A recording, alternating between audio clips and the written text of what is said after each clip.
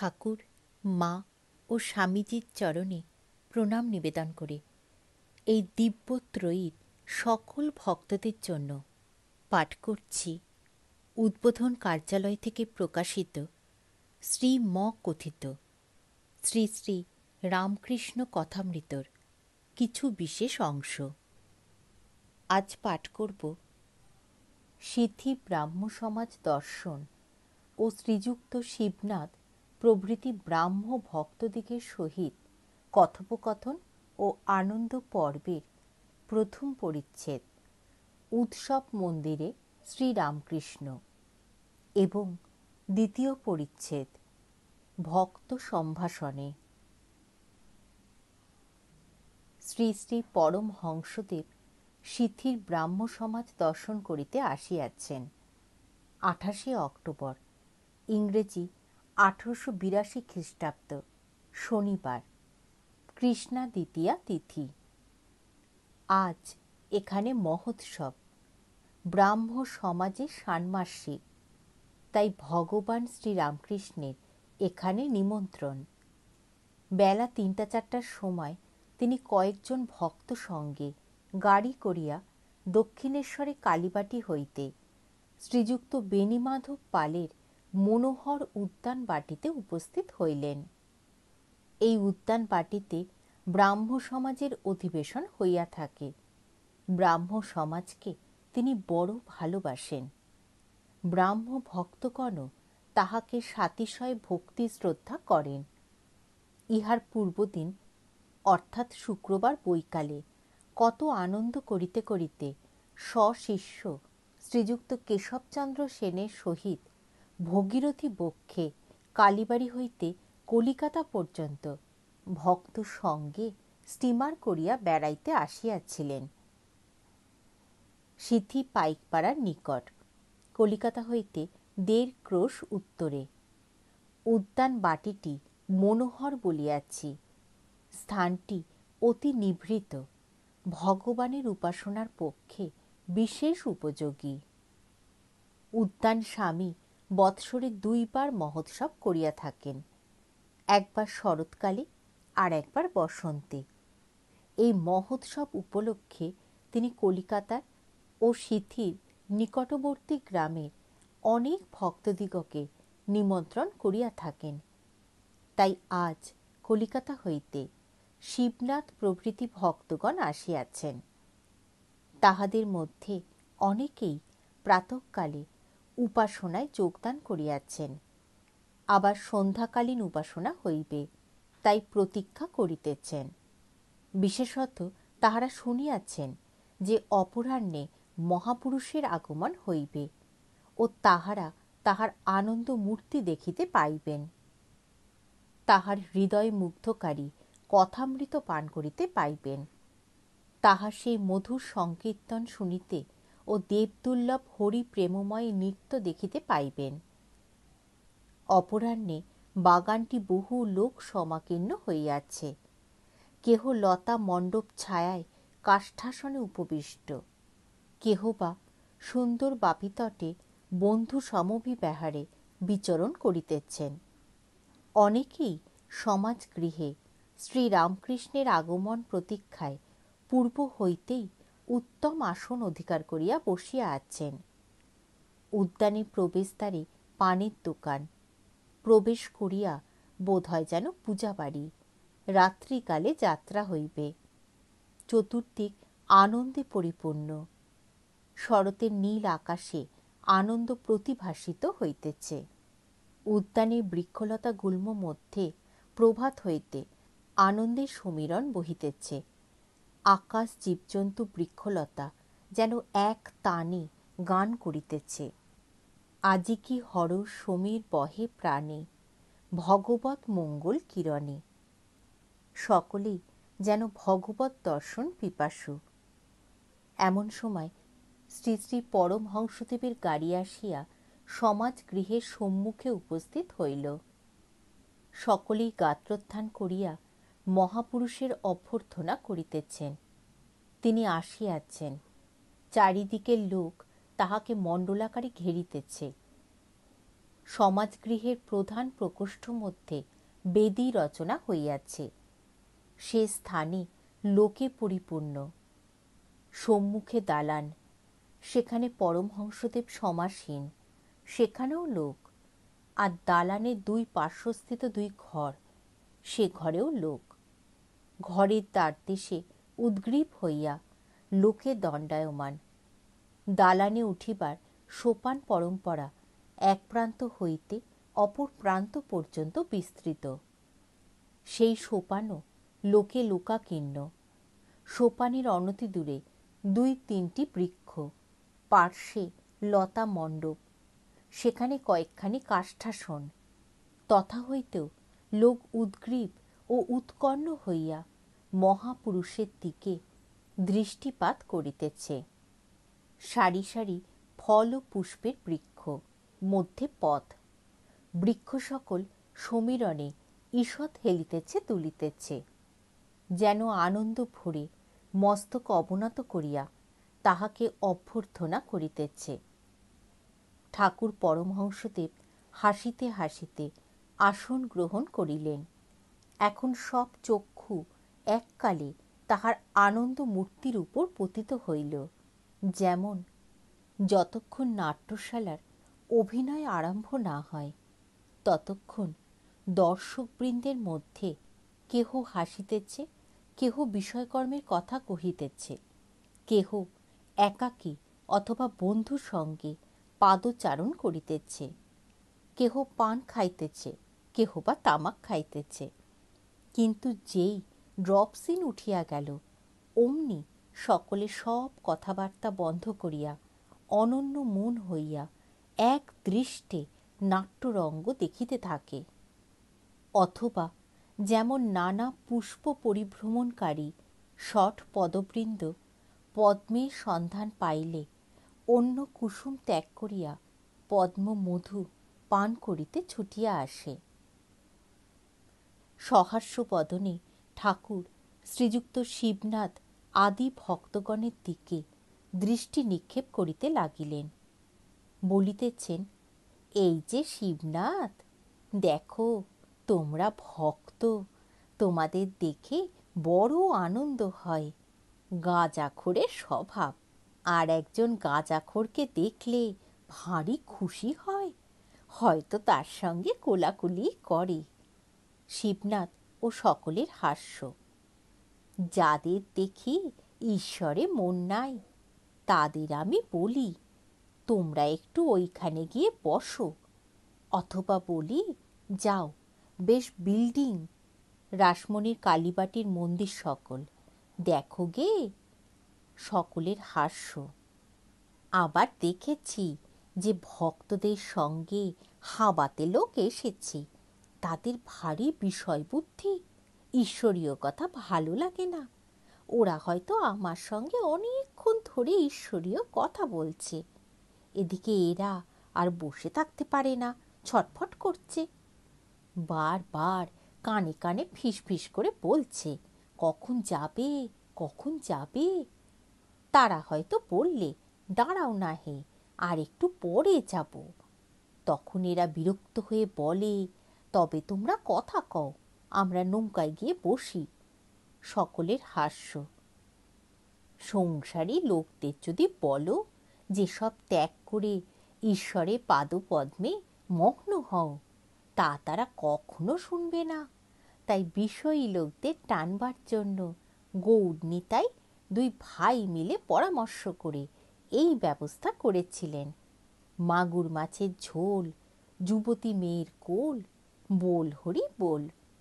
প্রথম দুইটির লোভে অনেকে হরিবোল বলতে যেত। হরিনাম সুধার একটু আস্বাদ পেলে বুঝতে পারত যে মাগুর মাছের ঝোল আর কিছুই নয়, হরি প্রেমে যে অশ্রু পড়ে তাই। যুবতী মেয়ে কিনা পৃথিবী, যুবতী মেয়ের কোল কিনা ধুলায় হরিপ্রেমে গড়াগড়ি। নিতাই কোনো রকমে হরিনাম করিয়ে নিতেন।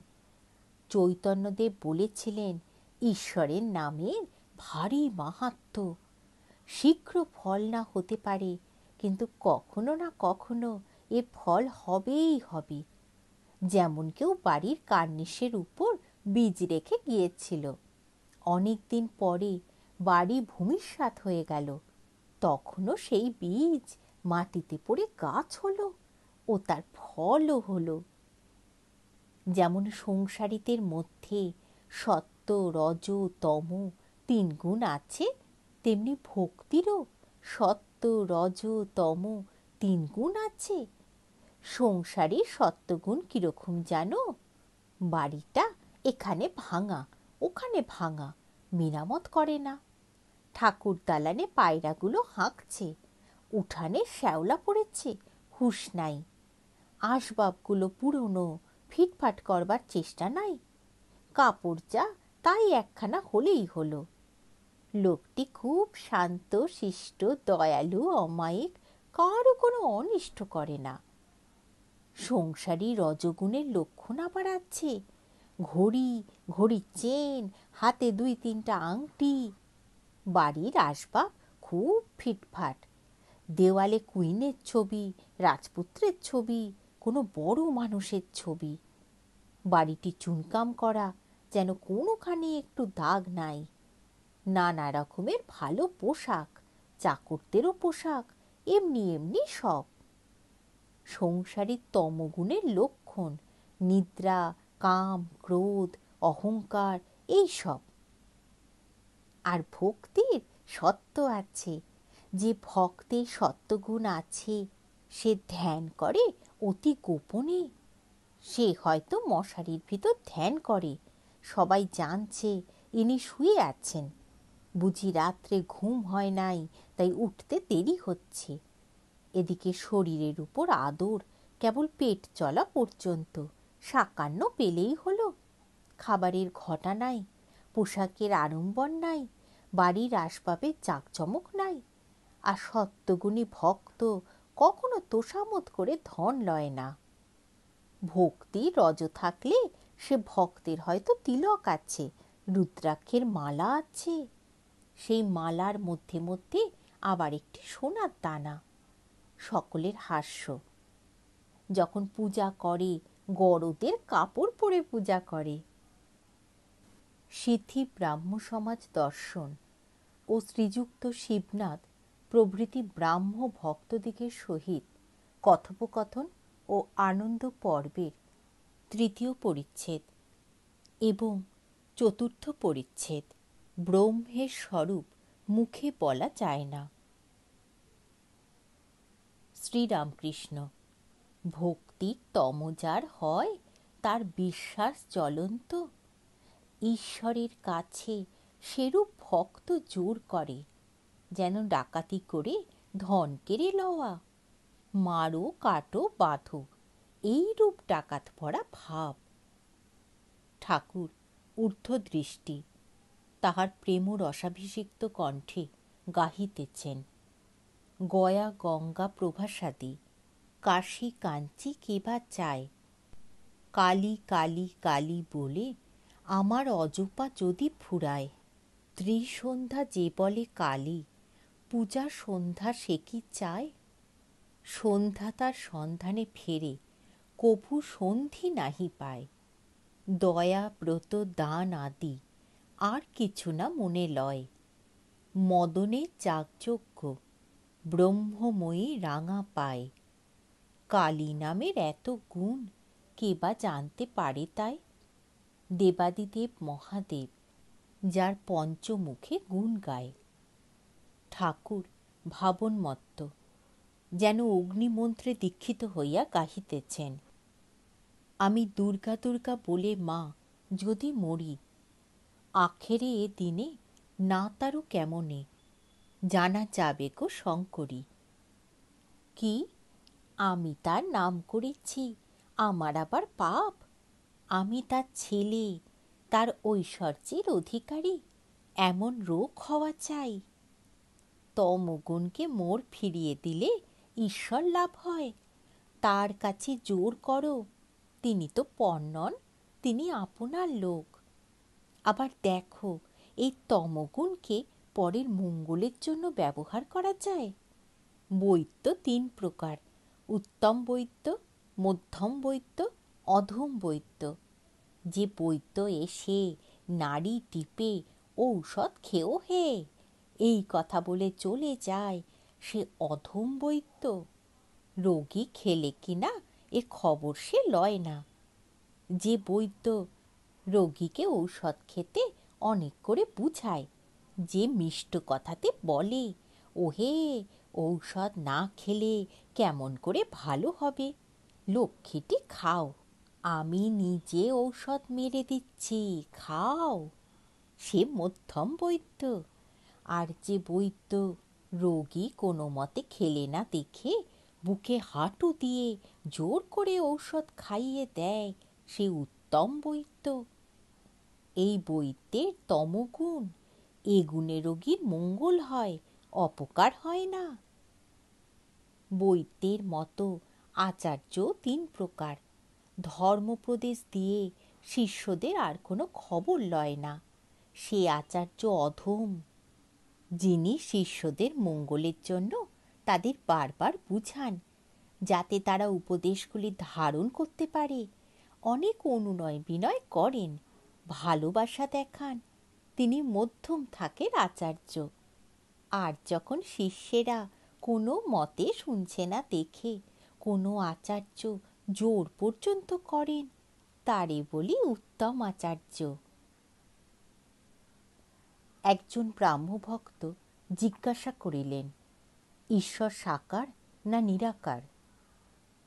শ্রীরামকৃষ্ণ, তার ইতি করা যায় না, তিনি নিরাকার আবার সাকার। ভক্তের জন্য তিনি সাকার। যারা জ্ঞানী, অর্থাৎ জগৎকে যাদের স্বপ্নবৎ মনে হয়েছে, তাদের পক্ষে তিনি নিরাকার। ভক্ত জানে আমি একটি জিনিস, জগৎ একটি জিনিস, তাই ভক্তির কাছে ঈশ্বর ব্যক্তি হয়ে দেখা দেন।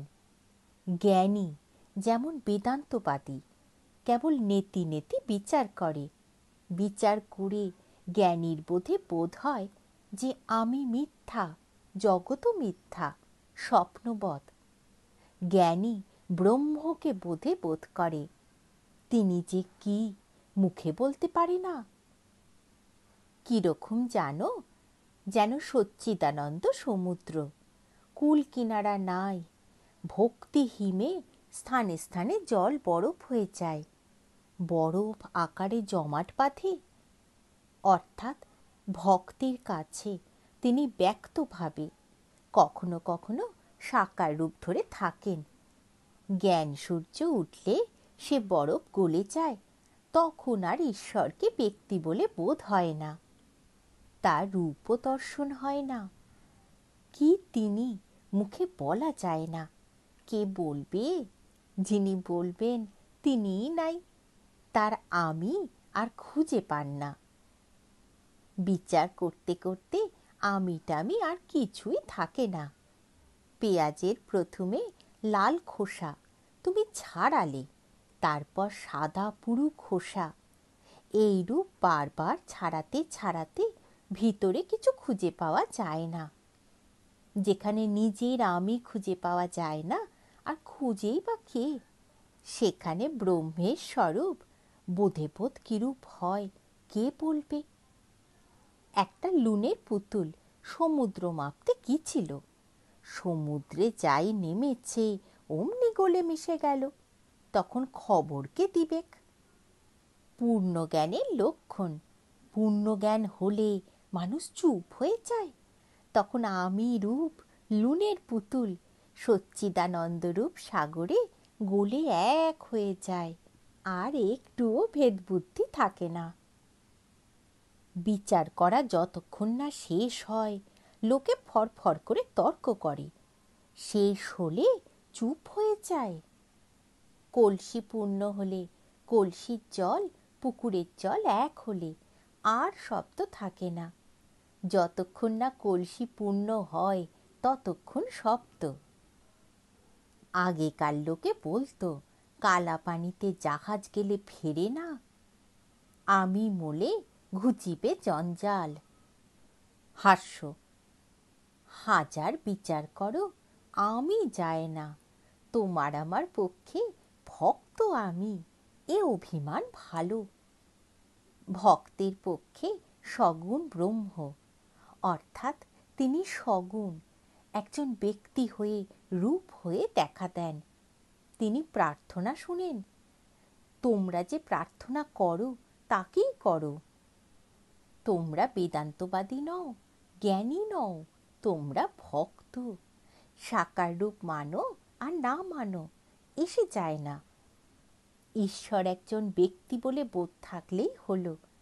যে ব্যক্তি প্রার্থনা শুনেন, সৃষ্টি স্থিতি প্রলয় করেন, যে ব্যক্তি অনন্ত শক্তি, ভক্তি পথেই তাকে সহজে পাওয়া যায়। ঠাকুর, মা ও স্বামীজির চরণে প্রণাম নিবেদন করে শেষ করছি আজকের পাঠ।